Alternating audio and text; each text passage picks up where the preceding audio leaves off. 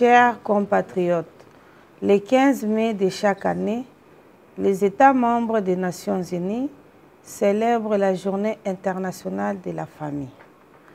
En effet, c'est en 1993 que l'Assemblée générale des Nations Unies, dans sa résolution R/RES/47/237, a proclamé le 15 mai Journée internationale de la famille afin de mieux faire connaître les questions liées à la famille et d'accroître la connaissance des enjeux sociaux, économiques et démographiques qui l'affectent. La commémoration de la Journée internationale de la famille nous amène à réfléchir sur les enjeux de l'ère et la possibilité de mettre en place une politique nationale réactive en faveur de la famille afin de réduire les inégalités et la pauvreté.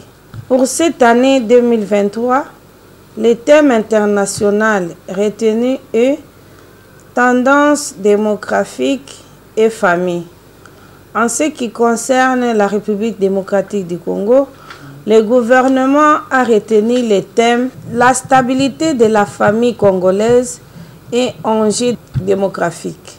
Chers compatriotes, la famille est la cellule de base d'une nation.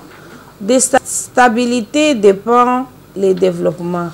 C'est dans cette optique que la déclaration de Copenhague reconnaît la famille comme l'unité de base de la société, mais aussi son rôle dans le développement intégral de chaque nation. À ce titre, elle a droit à la protection de l'État et au soutien de tous.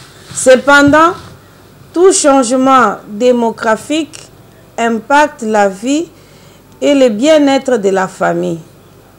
Et la République démocratique du Congo n'échappe pas à cette réalité.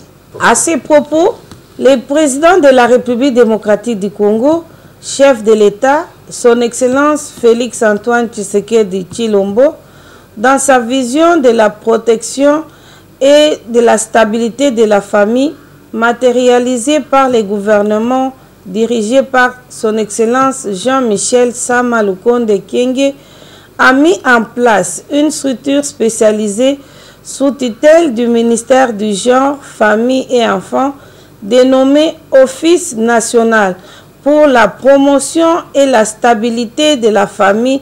Outre cette structure, plusieurs réformes ont été apportées dans le cadre normatif en vue de la protection et de la stabilité de la famille congolaise, dont les codes de la famille. De ces réformes, je peux citer quelques innovations, à savoir la suppression de l'autorisation maritale pour la femme mariée et l'obligation faite aux époux de s'accorder pour tous les actes juridiques dans lesquels ils s'obligent individuellement ou collectivement. L'exigence du respect de la considération mutuelle des époux dans leurs rapports sans préjudice des autres obligations respectives qui leur incombent dans la gestion du ménage.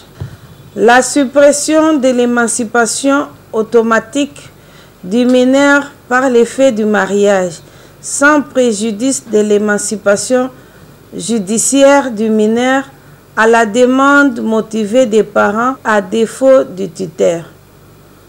Le renforcement des dispositifs pour assurer la protection de l'enfant congolais contre toutes sortes d'abus en matière d'adoption internationale. Bien plus, le président de la République, chef de l'État, a initié et mis en place des actions propices à la promotion et à la stabilité de la famille, notamment la gratuité de l'enseignement de base, la couverture santé universelle. Je ne saurais terminer mon message sans exprimer ma solidarité envers les nombreuses familles, tant à l'Est que dans d'autres parties de notre pays, qui souffrent des affres de la guerre injuste, des conflits armés, ainsi que de toutes les catastrophes naturelles qui les déstabilisent. Chers compatriotes, au-delà de tous les enjeux, je vous invite à garder espoir et avoir confiance en votre gouvernement qui s'investit dans la promotion et la protection de la famille, se traduisant par la mise en place de la politique nationale de la famille, outil de référence pour les gouvernements et les partenaires. Que vive la République démocratique du Congo, que vive le ministère du genre, famille et enfants, que vive la famille congolaise. Je vous remercie.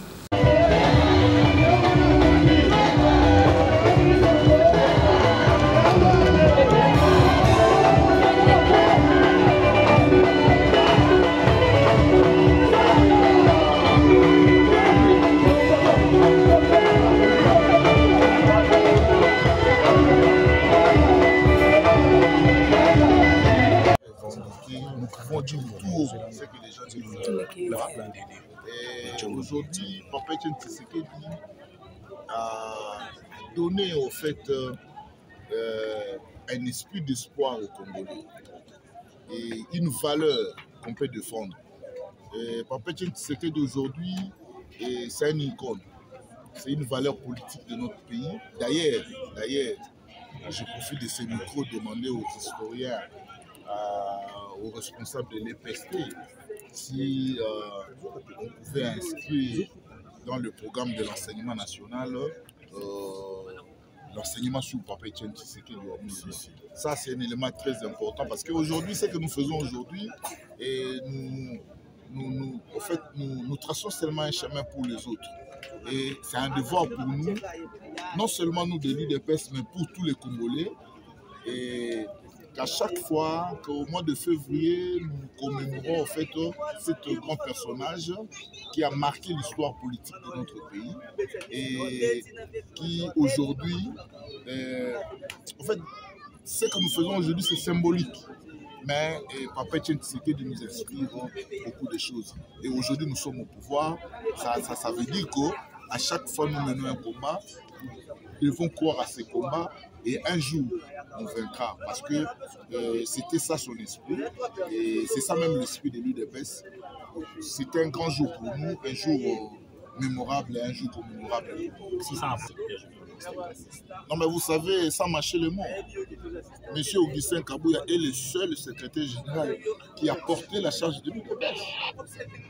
Il a réorganisé les partis. Vous savez, avec notre monsieur de Kingaba de triste mémoire, quand il est parti, le secrétaire général a pris les partis. Le premier mot d'ordre, le pouvoir est remis à la base. Tout celui qui se reconnaît de l'UDPS doit avoir une cellule de référence. Et pourtant, c'est les textes du parti. Parce que c'est la cellule qui dresse la liste des membres au niveau du parti. Et c'est Augustin Kabouya qui l'a fait. Augustin Kabouya a restauré la discipline au sein du parti. Et il continue à récolter des fruits. Vous avez vu même les récidivistes de la dernière minute, ils sont revenus au parti.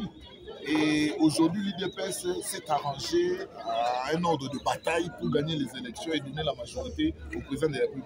Il n'y a pas à discuter. Je pense qu'Augustin Kabouya, son passage comme secrétaire général restera gravé dans l'esprit de tout combattant, des vrais combattants en fait. Et nous continuons à les soutenir. Et aujourd'hui, le parti est debout pour donner la majorité écrasante en 2023 au président de la République. 2 ans, Mokolo Moutouya, Mokolo Kanisaka, Papa Etienne Tshisekedi de Boulemba, grand esprit, azali icône pour la biso. Et puis, apesi biso makasi ya kondima te eloko nyonso tokobunda na vie tokolonga. Quel que soit temps où évolue qu'on soit, mais tu finis dans le sani, dans le aujourd'hui, Papa Etienne Tshisekedi de Moulou Besséli, tout est capacité, azali valeur, azali motomoné na mboka na biso, c'est un grand esprit. Et puis, dans ce qui n'a pas conduit à EPST, ceux qui n'ont pas conduit à biso, intégrer dans le programme de l'éducation nationale, cours et la cours et l'histoire, qui battent dans le Papa Etienne Tshisekedi de Moulou. Nous avons autant de Jeanne d'Arc. Ndenge babindeli yango mpe tomona bango te mais oyo tomoni quand même et bato mpe bayebi ye tokoki kobeta lisolo nekota na classe na mémoire ya bato nyonso de génération bayeba mosala monene